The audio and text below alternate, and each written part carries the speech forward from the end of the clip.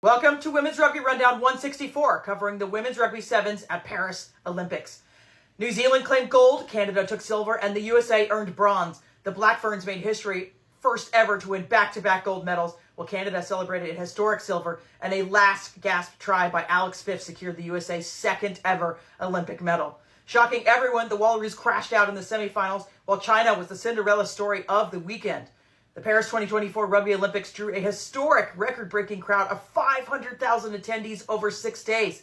While the initial social media response was wonderful, lots of new fans of the sport, it took a transphobic turn as other sporting events began. The disingenuous Save Women's Sports crowd is using the Olympics to continue spreading transphobia, resulting in all female greatness being questioned, challenged, and diminished. Get ready to take a journey through the latest in Women's Rugby Olympics. This is your Women's Rugby Rundown, and we're about to kick off. At the conclusion of the 2024 Paris Olympics in Women's Rugby, New Zealand has won the gold, Canada the silver, and USA the bronze. Love this image of these teams. They regularly play each other on the HSBC Sevens series, and so seeing each other at tournaments is a wonder, and they continually compete against each other. But New Zealand was the best on the weekend. Of course, Canada, surprise wins for them, and then USA sneaking in to get that bronze.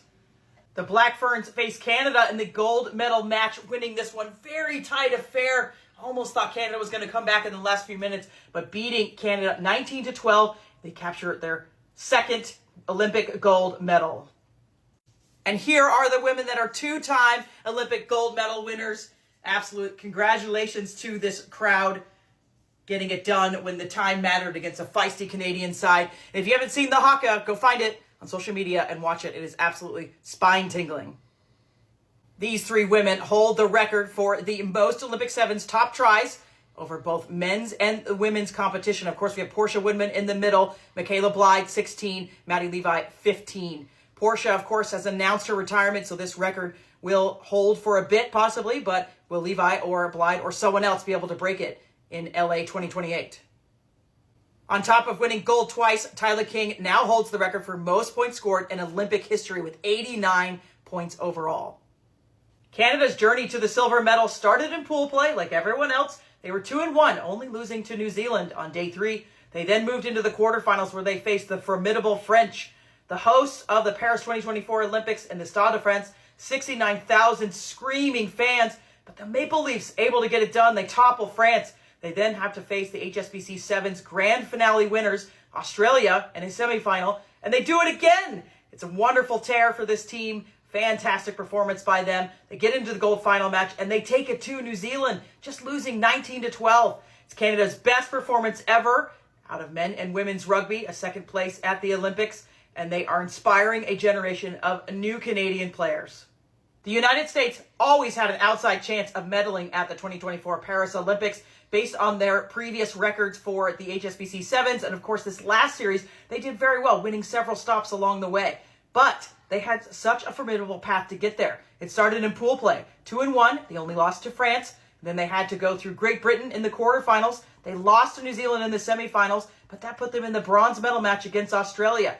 Many, I think, had written them off and said, Australia are the grand finale champions. They're legends in the game. They've won the Olympics before. They're fantastic. How can the United States get this done?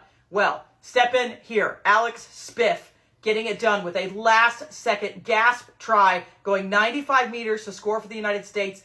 United States had subbed off all of their kickers, their conversion kickers, their typical kickers. So Alex stepped up and made the kick. She's never done it in a game before, much less on the biggest stage in the world. Getting it done, United States winning by 2, 14-12 to take home the bronze medal. USA's Alana Mayer is the superstar that we've all been looking for. She's bringing rugby to global heights, sharing it with new fans and celebrities alike, including Flavor Flav, Jason Kelsey, and Michelle Obama. She started the tournament with 1 million followers and now is finished with 3.1 and growing. The Eagles received $4 million from Michelle Kang shortly after winning the bronze medal, and it's all in an attempt to aid them in getting a gold medal at Los Angeles 2028 Olympics. Disco Lopez and Kat Roche made history as the first ever U.S. referees to officiate the Olympic Games. Roche went even further by taking the whistle for the women's Olympic gold medal match. Australia's path in the Paris 2024 Olympics started perfectly in pool play, winning 3-0, undefeated. They went into the quarterfinals against Ireland, dispatched them, then all started to unravel in the semifinals where they were to face Canada, who they've beaten so many times before, but this Canadian side had something to prove as they took down the HSBC Sevens grand finale winners, the Wallaroos. They were into the bronze medal match against the United States, another team that they have beaten so many times, but just seemed like the wind had gone out of their sails, and this is the result that we see. A promising Wallaroos side, most talented we've ever seen, ending their tournament in 4th place. The Levi sisters, a dangerous duo for the Wallaroos.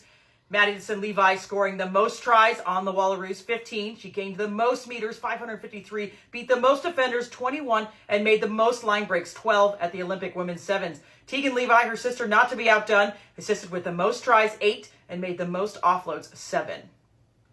As hosts, France had that advantage, but were also expected to perform very well based on their HSBC Sevens series, going 3rd, 4th, or 5th for the majority of the tournament. So they were expected to be in that gold medal match or possibly the bronze.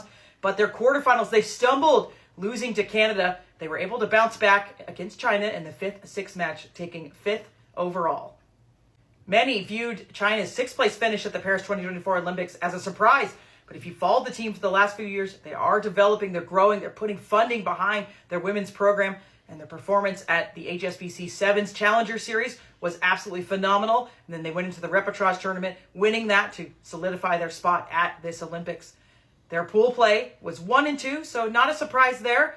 They beat Fiji, that is their one win. And then in the quarterfinals, they lost to the Black Ferns 55-5.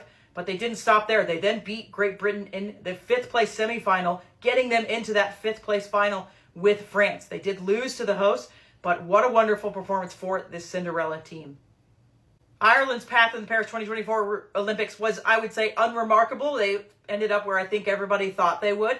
But this clip of Erin King holding up Emily Lane after a restart has 35.1 million views on Twitter, and it's growing. There's also been some renderings comparing it to famous art pieces.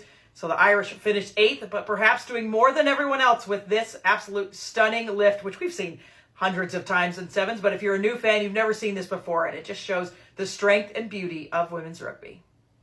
The 2020 bronze medalists lost all 3 of their pool matches, then lost in the 9th place semifinal and ultimately placed 12th after falling to South Africa. Fiji will feel hard done on this, but they started the HSBC Sevens series really hot and then faltered in the middle of that tournament. And just hope that their union sees this and takes it as a moment to understand that they need to properly develop and fund this team for them to have continued consistent success. That's going to wrap up part 1 of our special episode on the Women's Rugby Paris 2024 Olympics. We'll have part 2 coming at you in a moment.